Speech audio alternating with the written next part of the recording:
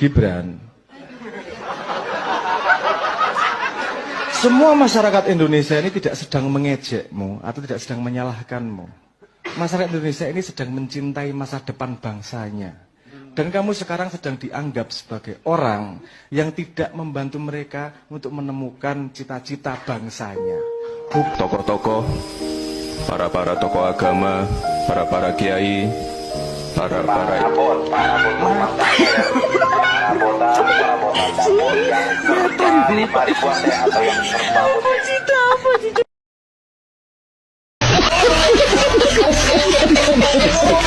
Ya, kamu pulang ya. Ya, kamu pulang ya. Sembri Pulang. dan Pulang.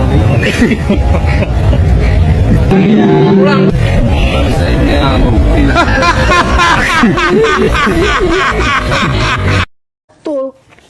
Mas Gibran tuh tidak punya ijazah SMA. Mas Gibran tuh tidak punya ijazah SMA. catat nih ya. Iya. Tidak punya ya? Catat nih ya. Iya. Tidak punya ya? Tidak. Iya. Tidak punya ya? Tidak. Kenapa sih banyak banget yang ngebully Gibran? Padahal banyak loh yang lebih parah dari Gibran. Contoh, pendukung Gibran misalnya, yang masih mendukung dan percaya akan ada 19 juta lapangan kerja. Itu kan lebih parah. beberapa pesantren juga sudah kami sentuh. Mereka sekarang ngaji pakai AI juga. Aduh, Pak Wapres. Kayak mana AI ngaji?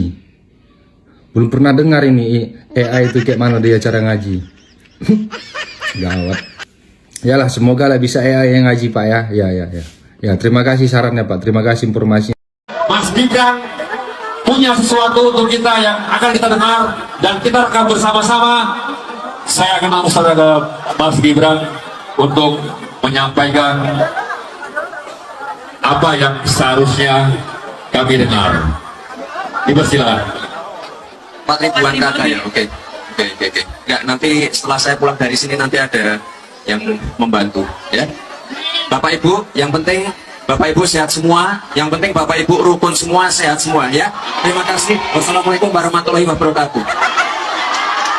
Segitu aja Mas Gibran, jauh-jauh dari. Dengan bangganya dia bilang pas kampanye, tenang Pak, saya sudah ada di sini. Beneran tenang dong dia sob, minyak naik diem, ada yang keracunan MBG diem juga, 19 juta lapangan kerja.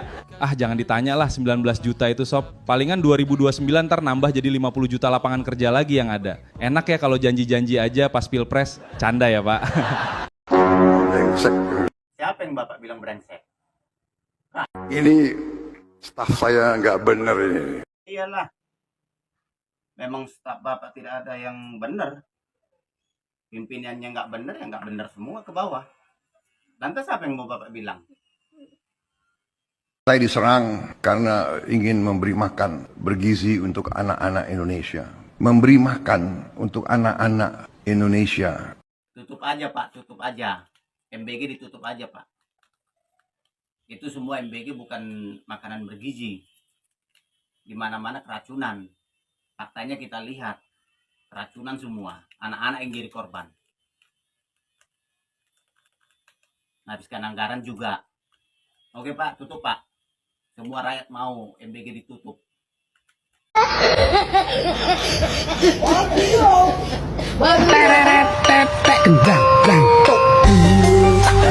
Presidennya asal ngomong, wakilnya gak bisa ngomong, menterinya gak mikir kalau ngomong, DPR-nya cuma bisa ngomong, rakyatnya dilarang ngomong, disuruh sehat, di negara sekarat, dipaksa kuat, di lingkungan para penjahat, terpaksa bertahan, walau hidup tertekan. Selamat menikmati hidup di Konoha. Dengan segala drama dan sadiwara. Cuma ada di mana? Drakon, drama Konoha.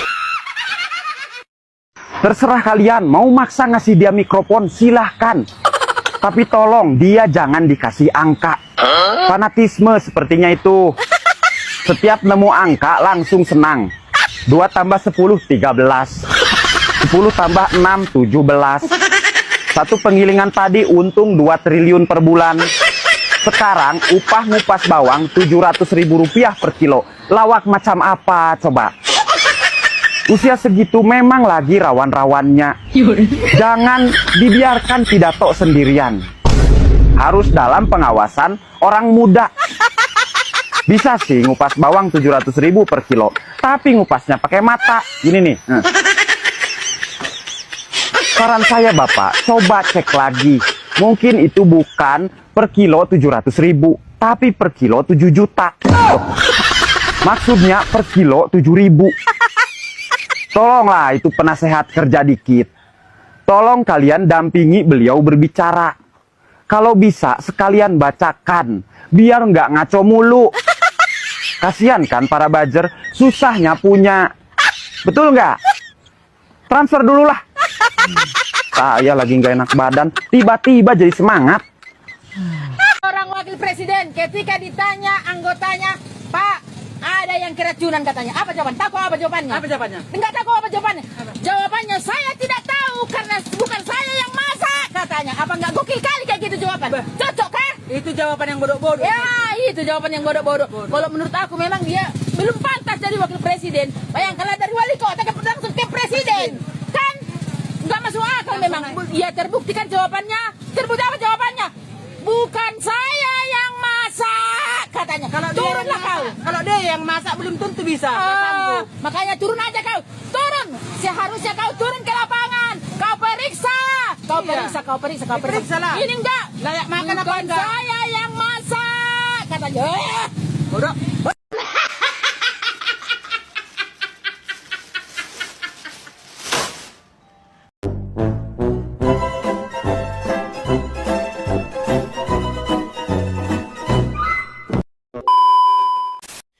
Selain Prabowo Subianto, Wapres adalah seorang tokoh yang sekarang disorot guys ya. Karena dari apa yang terjadi di Konoha, huru-hara itu dia itu diem saja gitu ya. Ketika dolar naik, diem. Kemudian dari kehutanan yang kebakaran itu di Sumatera itu, Kalimantan itu diem. Dan di NTT pun belum ada gebrakannya. Jadi dipertanyakan oleh warga Indonesia gitu ya, warga Konoha.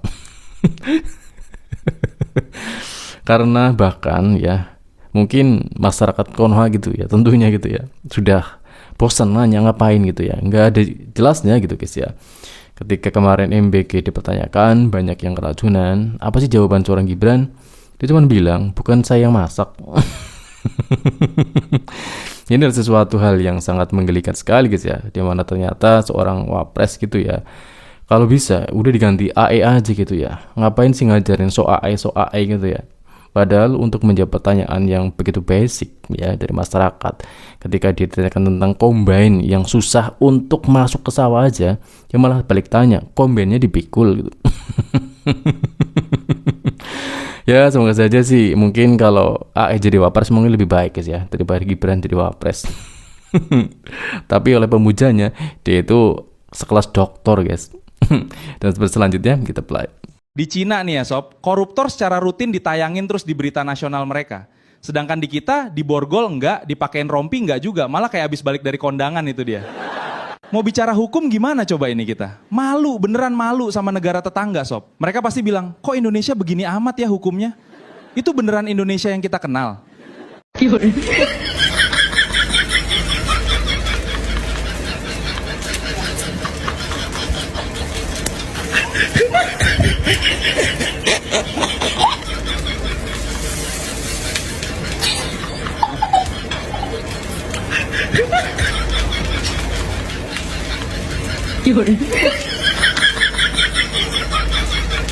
Kok bisa sih anak SLB duduk di situ? Aduh. Kayaknya dia lagi mikirin ini deh. Ih, kemarin mainan yang aku beli bagus. Ih, nggak sabar deh pengen buru-buru cepet pulang, pengen mainin mainan itu. Gitulah ya kira-kira. Atau ada apa ya? Pikiran lo pada. Aduh ya Allah, dikutuk apa nih negara punya RI 2 begini?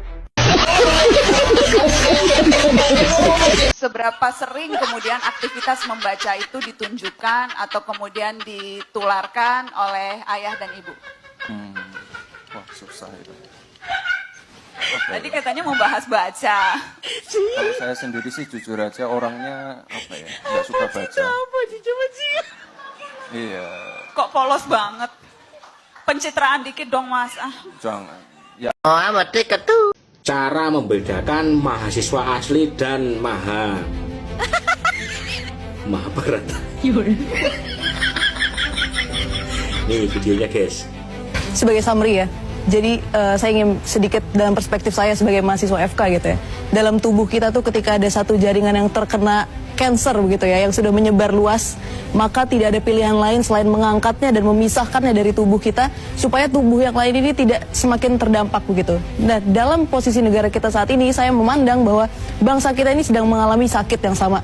Ada satu jaringan di situ penuh dengan keburukan seperti itu ya, yang akan merugikan bangsa kita lebih jauh lagi kalau tidak dipisahkan gitu, tidak dieliminasi. Dan siapa yang paling bisa melakukan itu adalah Bapak Presiden Prabowo Subianto yang sudah diberi amanah pada rakyat untuk menyelesaikan masalah bangsa gitu. Dan saya ingin mengatakan ya, menggunakan kesempatan ini untuk mengatakan pada Pak Prabowo bahwa Bapak sudah mencalonkan diri berkali-kali, Bapak sebegitu inginnya untuk berkontribusi gitu ya pada negara dan memberikan yang terbaik untuk rakyat, maka jangan biarkan kesempatan yang satu-satunya ini Bapak berikan pada 1 orang, 2 orang, 3 orang, 4 orang yang menjadi tangan-tangan Bapak yang menjauhkan Bapak gitu. Dari Bapak seorang presiden, Bapak negara kepada rakyat Bapak yang ada di bawah. Bapak harus mendekatkan diri. Kalau bisa rakyat itu Bapak yang langsung jawab. Kita punya masalah ini, kita akan begini, ini yang akan kita lakukan. Tenanglah rakyatku.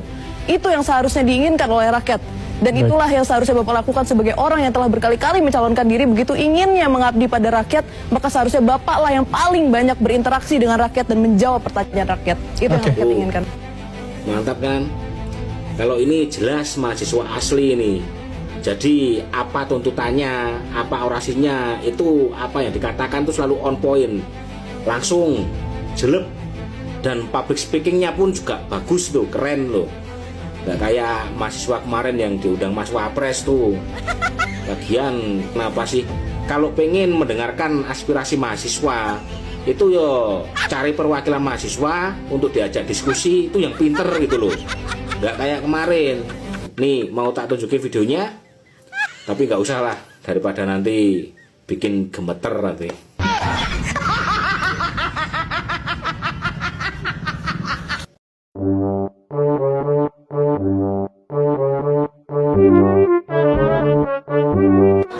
Tahu nggak bedanya Surakarta sama Solo, tahu nggak?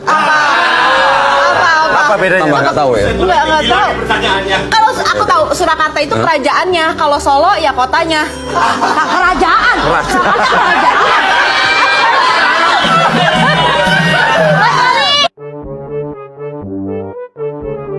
Tapi sama aja kan Solo sama aja. Oh, Solo. Terus tadi Mas Gibran kenapa nanya ke aku apa bedanya Surakarta sama Solo? Ya, karena dia mungkin mau cari perhatian dari kamu.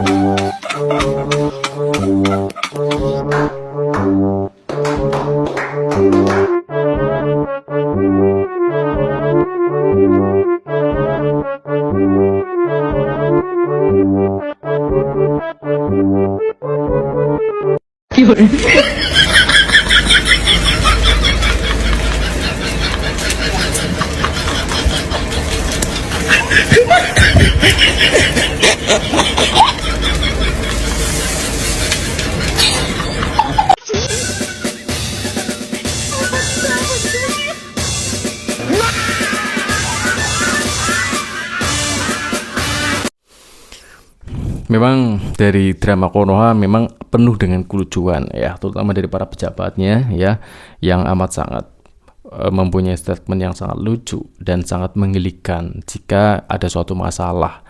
Misalnya program MBG itu lebih amat sangat penting daripada lapangan pekerjaan itu ya. Kadang nggak ada yang lebih penting dari perut lapar, baik seorang presiden atau mungkin pejabat yang di bawahnya ya, karena begitu pentingnya MBG. Tanpa mereka itu mempertimbangkan dari aspek-aspek lain yang lebih penting ya, seperti infrastruktur jalan, infrastruktur jembatan, bagaimana di warga yang dari pedalaman itu susah payah ke sekolah, naik jembatan yang sudah putus, mereka bergelantungan cuman demi MBG. Lalu apa gunanya MBG jika mereka ke sekolah aja susah payah? Ya kan timpang banget ya guys. Nah ini yang paling timpang malah wapresnya, presidennya dicap ya sebagai orang yang suka asal ngomong. Wapresnya nggak bisa ngomong. Ini adalah suatu ketimpangan yang sangat lucu sekali ya. Ternyata dari seorang wapres itu kayak minim narasi gitu guys ya. Bahkan dari apa yang dikatakannya itu tidak pernah mengatakan sesuatu yang berbobot, memberikan solusi kepada masyarakat ya. Bahkan dari apa yang dipertanyakan yang basic saja dari masyarakat itu malah dia belepotan gitu ya, malah nggak tahu apa-apa gitu, nggak bilang apa-apa ya, kecuali sebuah pernyataan yang sangat lucu ya, ketika dia mau habis dari suatu kota baru mendarat gitu ya, apa yang akan Anda lakukan, dia bilang cuman ya ke hotel, mau mandi dulu gitu ya, apa tidur gitu. Ya iya gitu ya, memang itu memang yang logis, tetapi ya nggak seperti itu ya.